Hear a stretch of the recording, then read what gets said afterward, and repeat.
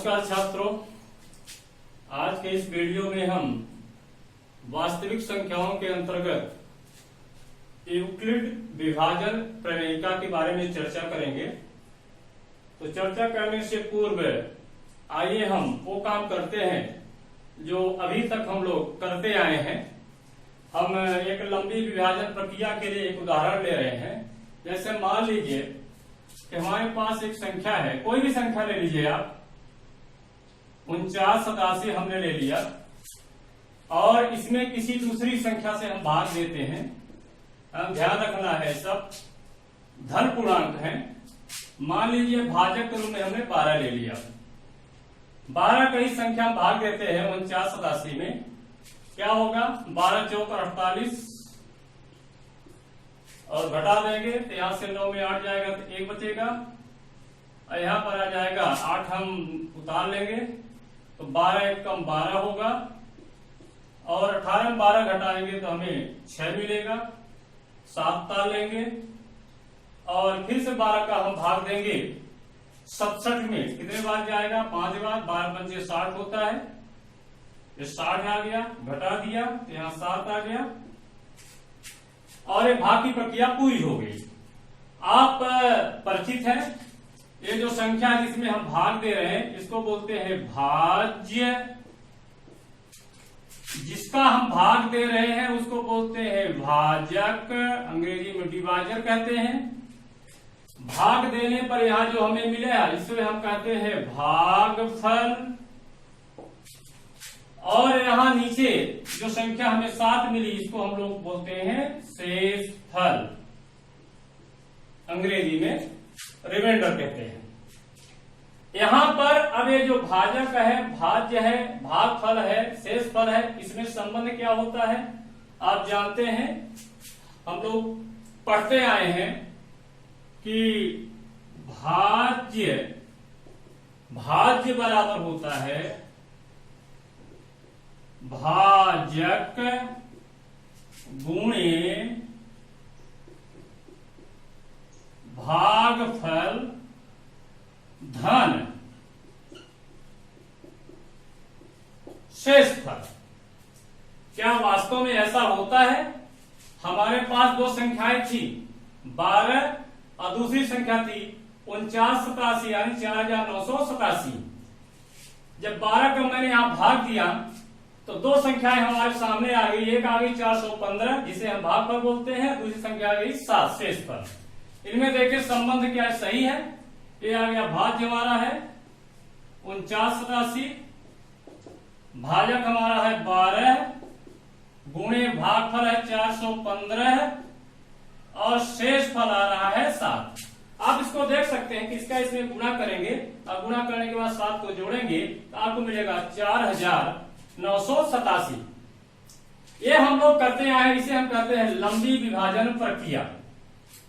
ये हम एग्जाम्पल आपको क्यों दे रहे हैं? एक्चुअल में जो यूक्लिड विभाजन प्रमेयिका है कोई अलग चीज नहीं है, जो हम करते आए हैं, जो हमें परिणाम प्राप्त होते रहे उस परिणाम से मिलता जुलता है। यहां पर मैंने देखा, जरा देखिएगा, यहाँ शेषफल जो 7 आया है वो 12 से छोटा है। और यहां पर एक चीज और ध्यान रखिएगा, 12 का भाग कोई भी जब 4987 में देगा तो भागफल 415 ही आएगा, शेषफल 7 ही आएगा। दूसरा भाग देगा तब भी 415 ही भागफल आएगा और शेषफल 7 आएगा। अर्थात 7 और 415 इन दोनों संख्याओं के लिए ये कभी नहीं बदलेंगे। अर्थात 415 भागफल के रूप में आएगा, शेषफल के रूप में 7 आएगा। यहां पर जो मैंने संख्याएं लिखा है इसको देखिए आप। यहां पर हम 6 के टेबल पर बात करते हैं। 6 दूना 12, 6 त्रिक 18 और 6 4 को 24। यहां पर 6 के टेबल पर हम 4 स्टेप लिए हैं। अब यहां पर देखिए 6 दूना 12 होता है तो 6 और 12 के बीच में संख्याएं कितनी है? 1 2 3 4 5। 6 का भाग हम 7 में दें तो शेषफल कितना आएगा? 1 आएगा। 8 में भाग देंगे 2 आएगा। 9 में भाग देंगे तो शेषफल कितना आएगा? 3 आएगा। 10 में 6 का भाग देंगे कितना आएगा शेषफल? 4 आएगा। 6 का भाग हम 11 में देंगे, कितना शेषफल आएगा? 5 आएगा। अब 12 में भाग देंगे, 6 दूना 12, तो शेषफल क्या होगा? 0 होगा। तो जब हम 6 का भाग देते हैं 7, 8, 9, 10, 11, 12, तो शेषफल कितना आ रहा है? देखिए 1, 2, 3, 4, 5, इसके बाद आ गया 0। तो जो भी शेषफल आपको दिख रहे हैं 1, 2, 3, 4, 5 और 0, जरा देखिए 6 से छोटे हैं। तो किसी संख्या का जब हम भाग देते हैं तो जो शेषफल हमें प्राप्त होता है उसका न्यूनतम मान 0 होता है और अधिकतम मान जिस संख्या से हम भाग दे रहे हैं उससे 1 कम होता है। आगे भी देखेंगे यही आएगा। 18 में 6 का पूरा भाग चला जाएगा, लेकिन आप 17 में भाग देंगे, 18 में भाग देने का मतलब है शेषफल 0 आएगा। 17 में भाग देंगे शेषफल 5 आएगा, इसमें 4 आएगा शेषफल, इसमें भाग देने पर 3 आएगा, इसमें 2 आएगा, इसमें 1 आएगा। अब यहां पर ये चीजें देखने के बाद अब हम देखते हैं यूक्लिड विभाजन प्रमेय का। एक्चुअल में जो हम लोग करते आए हैं अभी तक वो यूक्लिड विभाजन प्रमेय का जो उद्देश्य है उसी पर हम काम करते आए हैं, अलग से कुछ काम हम किए नहीं हैं। तो यहां पर यूक्लिड विभाजन प्रमेय का ऐसे ही कुछ बात करती है। यदि आपके पास 2 धन पूर्णांक दिए गए हों तो आप अन्य पूर्ण संख्याएं 2 ठो इस प्रकार से ढूंढ सकते हैं, जैसे कि मैंने बताया था कि भाज्य बराबर भाजक गुणे भागफल धन शेषफल। तो आइए देखते हैं कि इसका स्टेटमेंट क्या है, इसका कथन क्या है। ये प्रमेय क्या कहती, प्रमेयिका क्या कहती है? इसका कथन है कि 2 दिए हुए धन पूर्णांक ए और बी के लिए ऐसी अद्वितीय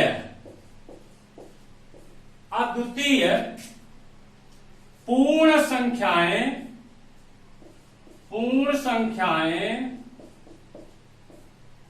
Q और R का अस्तित्व होगा कि कैसा सिद्ध होगा कि A बराबर BQ प्लस R, जहां R का मान होगा 0 के बराबर या 0 से बड़ा और B से छोटा। यहां पर इसका आशय यह है कि यदि हमारे पास A और B 2 धन पूर्णांक हों तो उनके लिए अद्वितीय रूप से 2 पूर्ण संख्याएं Q और R इस प्रकार से हम ढूंढ सकते हैं कि A बराबर BQ प्लस R होगा। यहां पर ध्यान रखिए, यहां पर जो R है एक्चुअल में शेषफल है, B भाजक है, A भाज्य है, अर्थात B का हम A में भाग दे रहे हैं तो भागफल आ रहा है हमारा Q और शेषफल आ रहा है R। तो भाज्य A भाजक B भागफल Q और शेषफल R में ये संबंध होता है। शेषफल R का मान होता है, न्यूनतम मान 0 होता है और अधिकतम मान B से कम होगा, अर्थात R का मान 0 के बराबर या 0 से बड़ा और B से छोटा होगा। अब ये परिणाम हम लोग पहले से परिचित हैं, लेकिन लिखित रूप में प्राप्त नहीं था। इसका जो व्यापक रूप है जो सामने दिख रहा है, व्यापक रूप का उल्लेख सर्वप्रथम गणितज्ञ यूक्लिड ने अपनी पुस्तक यूक्लिड एलिमेंट्स में किया था। इसके पहले लिखित रूप से यह स्टेटमेंट नहीं था।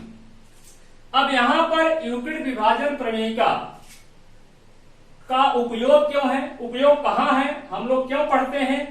तो यूक्लिड विभाजन प्रमेयिका का इस्तेमाल हम कई जगह पे करेंगे आगे चल करके। जैसे 2 संख्याओं का हमें HCF यानी महत्तम समापवर्तक ज्ञात करना हो, वहां पर यूक्लिड विभाजन प्रमेयिका का इस्तेमाल किया जाता है। सम और विषम धन पूर्णांक इनके गुणों का यदि अध्ययन करना हो तब भी हम इस्तेमाल करेंगे यूक्लिड विभाजन प्रमेयिका का। अब हम बात करते हैं यूक्लिड विभाजन प्रमेयिका के अनुप्रयोग में, और उसका पहला अनुप्रयोग है दो धनात्मक पूर्णांकों का एचसीएफ ज्ञात करना। इसमें एक शब्द का प्रयोग और किया जाता है, उसको देख लेते हैं। यूक्लिड विभाजन एल्गोरिथ्म, या इसी को कहते हैं कलन विधि। एक्चुअल में दोनों में अंतर है। यूक्लिड विभाजन प्रमेयिका एक सिद्ध किया हुआ कथन है, और इसका प्रयोग किया जाता है दूसरे कथनों की सत्ता को सिद्ध करने के लिए। यहाँ यूक्लिड विभाजन प्रमेयिका, यूक्लिड विभाजन एल्गोरिथ्म एक विधि का नाम है, एक तकनीक का नाम है, जिसकी सहायता से हम दो धनात्मक पूर्णांकों का एचसीएफ ज्ञात करते हैं। और यह विधि अर्थात यूक्लिड विभाजन कलन विधि, यह पूर्णतः निर्भर करती है, आधारित है यूक्लिड विभाजन प्रमेयिका पर। तो आइए यूक्लिड विभाजन प्रमेयिका का प्रयोग कर दो संख्याओं का एचसीएफ कैसे ज्ञात किया जाता है देखते हैं। इसके लिए मैंने सवाल लिख लिया है। यहाँ पर सवाल लिखा हुआ है, यूक्लिड विभाजन प्रमेयिका का प्रयोग कर निम्नलिखित संख्याओं का एचसीएफ ज्ञात कीजिए। पहला सवाल है 96 404 है, दूसरा 135 225 है, और तीसरा है 867 और 255। तो इन संख्या युग्मों का हम एचसीएफ ज्ञात करते हैं। तो यहाँ पर पहला सवाल है, पहले हमें निकालना है 96 और 404 का। यहाँ पर हम भाग देंगे, जो बड़ी संख्या होगी उसमें किसका, छोटी संख्या का। यहाँ पर हम भाग की प्रक्रिया लगा लेते हैं, क्योंकि हमें जरूरत पड़ेगी इसकी। यहाँ पर हम जब तक ये काम नहीं करेंगे तो यूक्लिड विभाजन प्रमेयिका नहीं लगा पाएंगे। इसका भाग देते हैं, 4 बार जाएगा, 4 छंग 24 होता है, 4 9 36, 2 38, यहाँ भाग दिया 20 आया। अब 20 का भाग 96 में देंगे, तो 20 का भाग 96 में देंगे, तो यहाँ पर आ जाएगा 20 चौक 80, यहाँ घटाएंगे तो आ जाएगा 16। अब 16 का भाग हम तब तक भाग देते रहेंगे जब तक कि 0 शेषफल न हो जाए। 16 का भाग देंगे 20 में, तो यहाँ आ जाएगा 16 एकम 16, यहाँ शेषफल आ गया 4, और 4 का भाग फिर से देंगे 16 में, तो 4 चौक 16, और शेषफल आ गया हमारा 0, और विभाजन प्रक्रिया हमारी समाप्त हो गई। डायरेक्ट हम यूक्लिड विभाजन प्रमेयिका नहीं लिख सकते हैं। तो यहाँ पर पहले हम इसका सूत्र लिख देते हैं। यहाँ पहले लिख देते हैं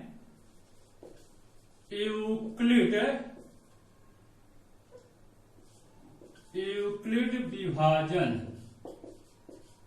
प्रमेयिका से क्या होता है, a बराबर BQ प्लस R, जहां R का मान होता है 0 या 0 के बराबर, 0 के बराबर या 0 से बड़ा तथा B से छोटा। यहाँ a बड़ी संख्या है, B छोटी है, B का भाग देंगे हम a में। यहाँ पर हम पहले लगाते हैं किसके लिए, 96 और 404 के लिए। अब 96 और 404 के लिए यहाँ 60 में लिख रहा हूं, यूक्लिड विभाजन प्रमेयिका से क्या हो जाएगा, 404 बराबर हो जाएगा 96 गुणे 4 धन 20। यहाँ शेषफल 20 आया है।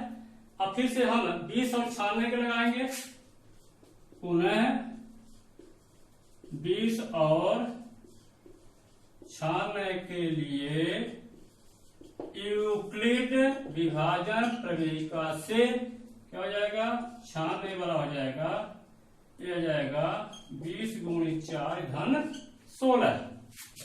यहाँ पर शेष पर 16 नहीं है, पुनः लगाएंगे 16 और 20 के लिए, तो हो जाएगा पुनः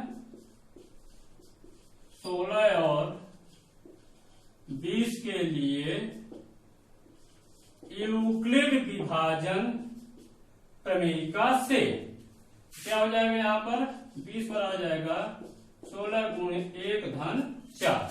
यहाँ भी शेष पर हमारा कितना है, 4, अभी 0 नहीं हुआ, तो यहाँ पर देख लेते हैं। यहाँ पर 4 और 16 के लिए लिख ले, पुनः 4 और 16 के लिए यूक्लिड 60 में लिख रहा हूं, यूक्लिड विभाजन प्रमेयिका से क्या हो जाएगा, 16 बना हो जाएगा 4 गुणे 4 धन 0।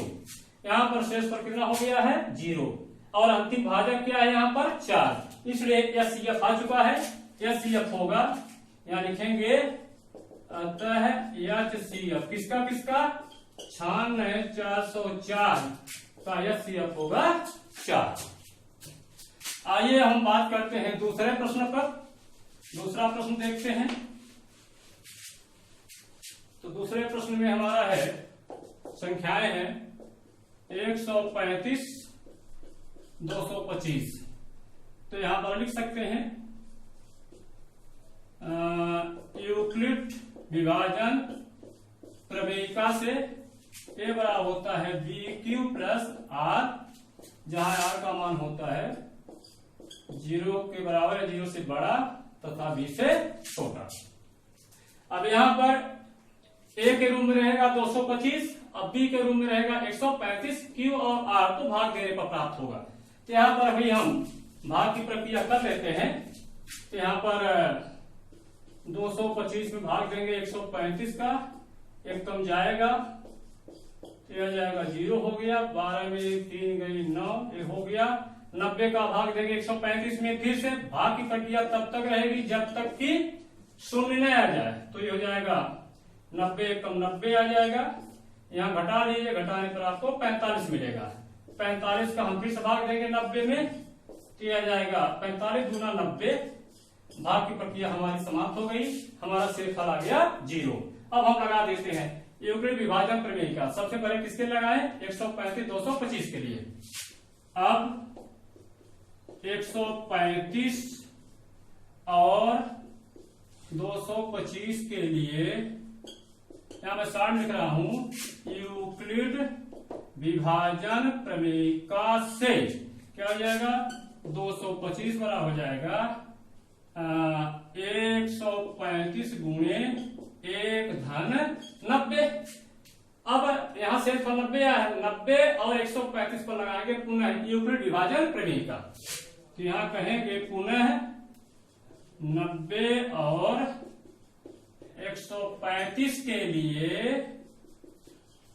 यूक्लिड विभाजन प्रमेयिका से क्या हो जाएगा 135 बराबर आ जाएगा 90 गुणे 1 धन शेष पर 45 आया, यहां देख रहे हैं। अब यहां शेष पर 0 भी नहीं आया तो मेरा काम अभी रुकेगा नहीं। अब हम कहां पर लगाएंगे 45 और 90 पर लगाएंगे। पुनः 45 और 90 के लिए यूक्लिड विभाजन प्रमेयिका से ये हो जाएगा आपका 90 बराबर हो जाएगा 45 गुणे 2 धन 0। ये शेष पर शून्य आ गया, मेरा काम समाप्त हो चुका है। अंतिम भाज्य कितना है 45, यही बनेगा HCF। अतः HCF आ गया किसका 135 और 225 का, ये हुआ 45। इस प्रकार से दूसरा सवाल भी सॉल्व होता है। अब हम लेते हैं तीसरे सवाल को, देखते हैं। यहां पर तीसरा है 867 और 255। यहां पर तर्क दे देते हैं। यहां पर देखिए यूक्लिड विभाजन प्रमेयिका से a बराबर BQ प्लस R। यहां पर चूंकि 867 बड़ा है 255 से, इसलिए हम 255 का भाग देंगे किसमें 867 में। यहां पर भाग की प्रक्रिया हम देख लेते हैं। 255 867 में भाग दे रहे हैं, कितना बार आएगा 3 बार, 3 पचे 15, 3 पचे 15, 1 16 हो गया। अब 3 दूना 6 1 7, घटा दें, यहाँ 2 आ जाएगा, यहाँ 0, यहाँ 1।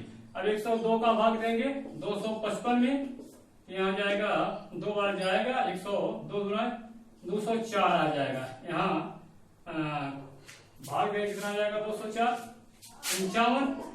अब 55 का फिर से भाग तब तक जारी रहेगा जब तक शेष पर 0 ना आ जाए।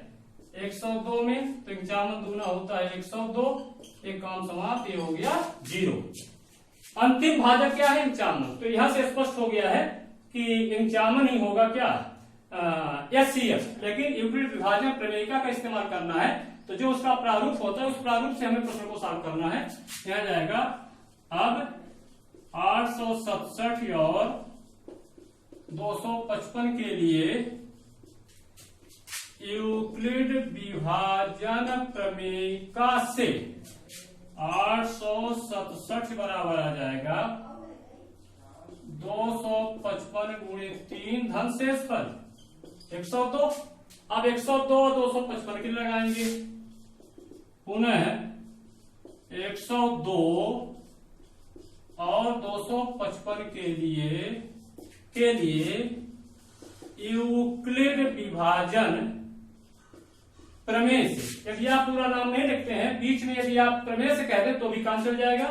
यह जाएगा 255 बड़ा हो जाएगा 102 गुणे 2 धन 55। अब हम शेष पर 55 आया है, यहाँ पर 55 और 102 के लिए फिर से लगाते हैं, पुनः यहाँ 55 और 102 के लिए